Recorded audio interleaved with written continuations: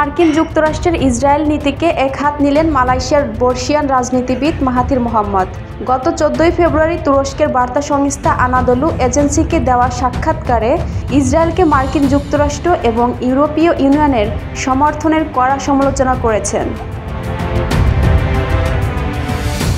গাজার উপর তেল আবিবের গণহত্যামূলক সামরিক অভিযানে পশ্চিমা সমর্থনের বিষয়ে তিনি বলেন, আবারও মহান হতে চাওয়া আমেরিকা ইসরায়েলিদের গণহত্যায় সহায়তা ও উৎসাহ প্রদান করছে।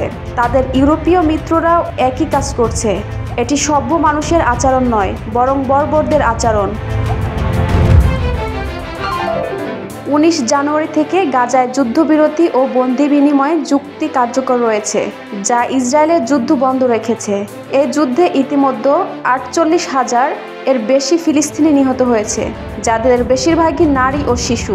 পুরো গাজা এখন ধ্বংসস্তূপে পরিণত হয়েছে।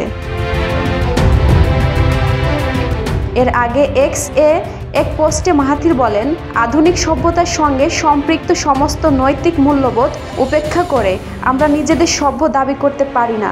এই পুরো বিষয়টিতে মানব সভ্যতারই ব্যর্থতা দেখছেন তিনি।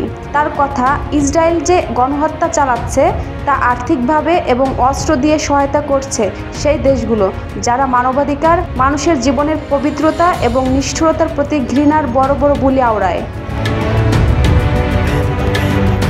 আমরা দেখি হাজার হাজার মানুষ নিহত হচ্ছে, না খেয়ে মারা যাচ্ছে, পানি ও ঔষধ সরবরাহ বন্ধ করে দেওয়া হয়েছে। আমরা দেখি হাসপাতাল, স্কুল ও শরণার্থী শিবিরগুলো বোমা ও রকেট হামলার শিকার হচ্ছে। হ্যাঁ, সভ্যতা ব্যর্থ হয়েছে।